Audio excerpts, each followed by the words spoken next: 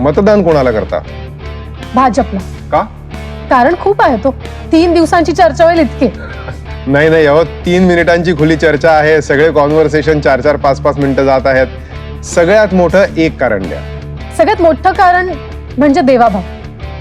पण लाडक्यावर थोडक्यात कसं बोलायचं ना, तर मी दोडक्यावर थोडक्यात बोलते. माझा महाभकास आघाडीवर राग आहे. बापरे, एकदम रागबीक कशाला हो? राजकारणात कोण धुतल्या तांदळासारखा स्वच्छ असतो? राजकारण म्हटलं तर तडजोडी आल्या, पण त्यांच्या मागचा हेतू काय हे माझ्यासाठी आधी महत्वाचं असायचं. महत्वाचं असायचं, पण आता अजूनच जास्त महत्वाचं झालंय. आमचं ना एक घर होतं. बाबांनी आयुष्यभर त्याचे हप्ते भरले. हप्ते चुकू नये म्हणून आईनी कधीच सोनं, साडी, गाडी काहीच मागितलं नाही. हप्ते संपले तोवर बाबाही रिटायर झाले आणि आमचं घरही म्हातारं झालं होतं. मग सोसायटी रिडेव्हलपमेंटला गेली. पण बाबांना समाधान होतं की आमच्या 1 BHK ला अजून एक रूम जोडली जाणार होती. पण तसं झालं नाही हो.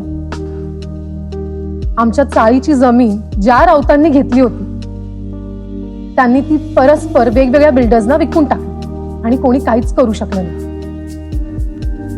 नाही. त्यांच्या पाठीशी त्या दुसऱ्या राऊतांचं राजकीय वजन होतं ना. या राऊतांना सत्ता असल्याचा इतका माज की त्या घोटाळ्यात त्यांना अटक झाली तेव्हा राऊतांनी चक्क पोलिसांच्या गाडीच्या बोनेटवर उभा राहून अशा प्रकारे अभिवादन केलं जणू काही वर्ल्ड कपच जिंकला असेल. पण एक बरं होतं, तोवर बाबांना डिमेन्शिया झाला होता. त्यांना फक्त आई सोडता बाकी काहीही आठवत नव्हतं. हे सुख म्हणायचं की दुःख? अहो, कोविडमध्ये आई आम्हाला सोडून गेली हे देखील त्यांना आठवत नव्हतं. पण मला मात्र सगळं लख्ख आठवतं. कोविडमध्ये ते उद्धट सरकार त्यांनी लोकांच्या मरणातून मलाई खाल्ली होती. आईने ज्या कोविड सेंटरमध्ये प्राण सोडले त्यातून पैसे खाल्ले होते. आईला ज्या बॉडी बॅग मधून शेवटचं नेलं त्यातही त्यांनी पैसे खाल्ले होते. शी. पण देवाच्या दयेने आमचे देवाभाऊ परत आले. महाराष्ट्रात 5 वर्ष पूर्ण करणारे उभ्या इतिहासात फक्त दुसरे मुख्यमंत्री. पण त्यांच्या कार्यकाळावर एकही डाग नाही. ज्या राऊतांनी आमची जमीन परस्पर विकली त्यांच्या मालमत्ता जप्त झाल्या. देवाभाऊंच्या पायगुणामुळे आम्हाला आमचं घर मिळालं.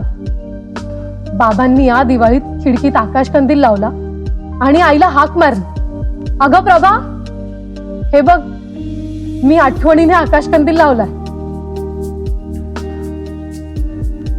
अरे चर्चा राहिलीच बाजूला, मीच बोलत राहिलो. चला आता एक गेम खेळूया. तुम्ही सांगा, तुम्ही कोणाला मत देणार? मी?